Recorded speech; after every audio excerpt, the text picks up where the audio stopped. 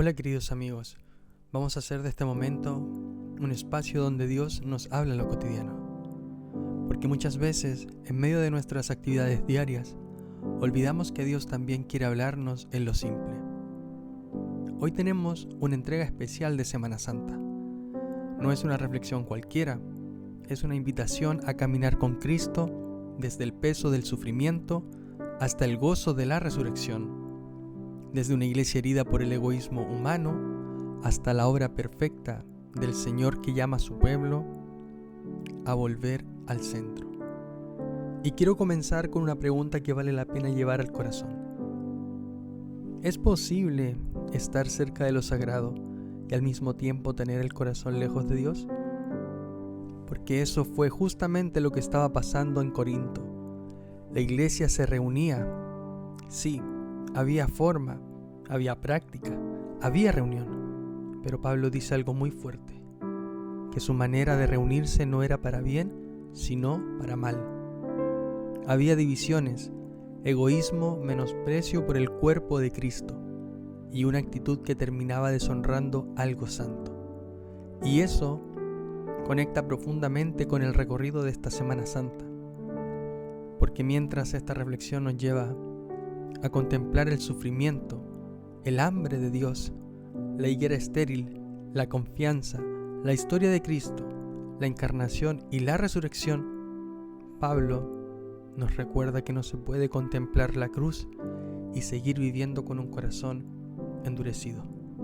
Escuchemos la palabra del Señor en 1 Corintios capítulo 11, versículo 23 al 26. En la Nueva Traducción Viviente nos dice: Pues yo le transmití a ustedes lo que yo mismo recibí del Señor. La noche en que fue traicionado, el Señor Jesús tomó pan y dio gracias a Dios por él. Luego lo partió en trozos y dijo: Este es mi cuerpo, el cual es entregado por ustedes. Hagan esto en memoria de mí. De la misma manera, tomó en sus manos la copa de vino después de la cena y dijo: Esta copa es el nuevo pacto entre Dios y su pueblo, un acuerdo confirmado con mi sangre. Hagan esto en memoria de mí todas las veces que la beban, pues cada vez que comen este pan y beben esta copa, anuncian la muerte del Señor hasta que Él vuelva.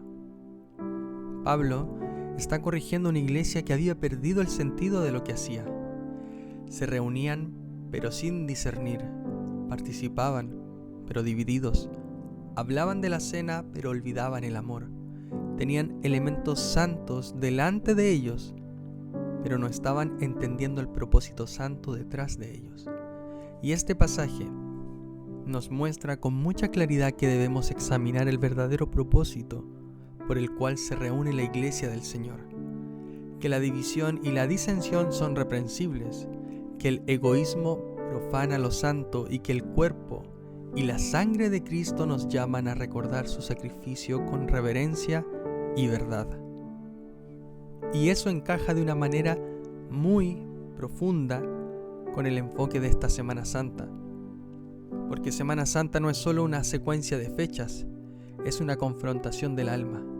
Es Dios llevándonos paso a paso a mirar lo que realmente somos y a mirar con más asombro todavía quién es Cristo. Y para empezar, hay algo que Semana Santa nos enseña desde el primer momento. El sufrimiento no es el final, pero muchas veces sí es la puerta que Dios usa para llevarnos más profundo. El camino de Cristo hacia la gloria pasó por el sufrimiento, y eso nos incomoda, porque quisiéramos una fe sin costo, una obediencia sin renuncia, una comunión con Dios sin cruz. Pero la cruz nos recuerda que Dios no trabaja superficialmente. Jesús no vino a maquillar nuestra condición, vino a redimirnos desde lo más profundo. A veces queremos paz sin rendición, queremos consuelo sin arrepentimiento, queremos cercanía con Dios, pero sin dejar que Él toque las áreas que nos duelen. Y sin embargo, el sufrimiento de Cristo nos dice que el amor de Dios no evita el costo de salvarnos. Lo abraza, lo asume, lo vence. Y justamente ahí, cuando la cruz empieza a romper nuestra superficialidad, aparece una pregunta más profunda. Si Cristo padeció para rescatarnos, ¿qué clase de respuesta está produciendo eso en nuestro corazón? Porque Dios no busca solamente apariencia, Dios busca hambre verdadera. En esta Semana Santa aparece ese llamado tan fuerte a revisar si realmente tenemos apetito de Dios. Y aquí hay una pregunta seria para nosotros. ¿Tenemos hambre de la presencia de Dios o solo costumbre religiosa?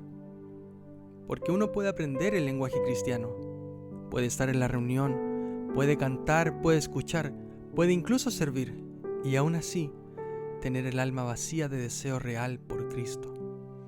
No es lo mismo saber cosas de Dios que necesitar a Dios.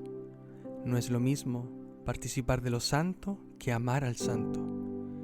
Y cuando esa hambre verdadera falta, entonces empezamos a entender por qué el Evangelio nos confronta con imágenes tan serias.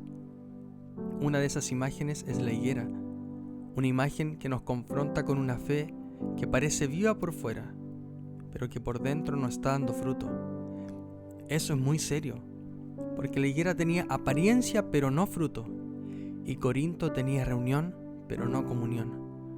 Tenía práctica pero no amor. Y nosotros también tenemos que preguntarnos, ¿mi vida cristiana está dando fruto real?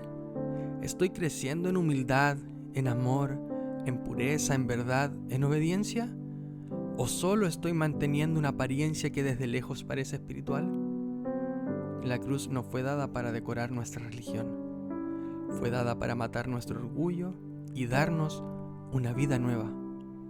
Pero ese fruto no se ve solamente en lo privado, sino que también se manifiesta en la manera en que tratamos a los demás, especialmente dentro del cuerpo de Cristo. Y aquí el texto nos confronta de una manera muy directa. La división en la congregación, la disensión y la conducta egoísta deshonran profundamente el sentido de la comunión cristiana. También se reprende el menosprecio al cuerpo de Cristo y a los pobres dentro de la iglesia. Eso significa que la espiritualidad bíblica nunca es meramente individual. No se trata solamente de mi relación con Dios, se trata también de cómo trato a mis hermanos, cómo miro al otro, cómo honro el cuerpo de Cristo.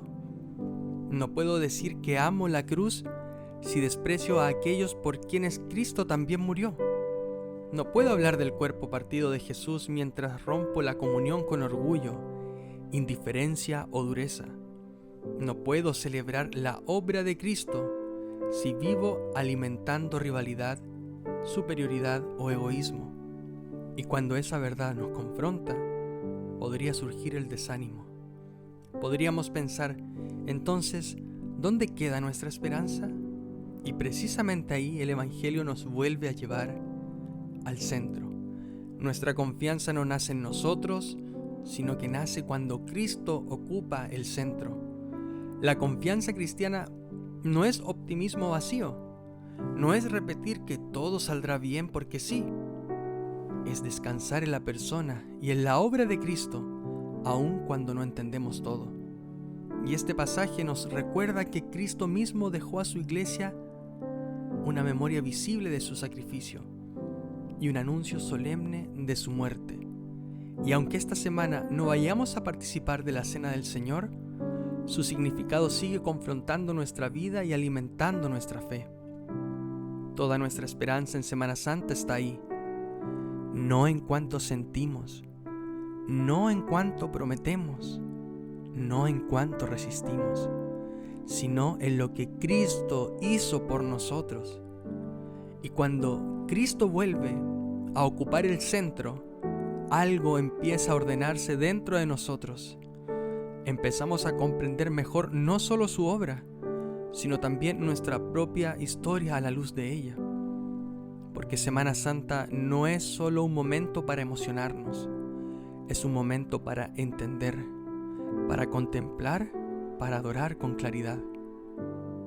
Queridos amigos, Cristo se encarnó, entró en nuestra historia, tomó nuestra humanidad, vivió en obediencia perfecta, fue entregado, su cuerpo fue partido, su sangre fue derramada Y todo eso no fue accidente, fue redención. Entonces, cuando entiendes la historia de Cristo, empiezas a entender tu propia vida de otra manera. Tus culpas ya no son el centro, tus fracasos ya no son el final, tus luchas ya no son una prueba de abandono. Ahora todo se interpreta desde Jesús.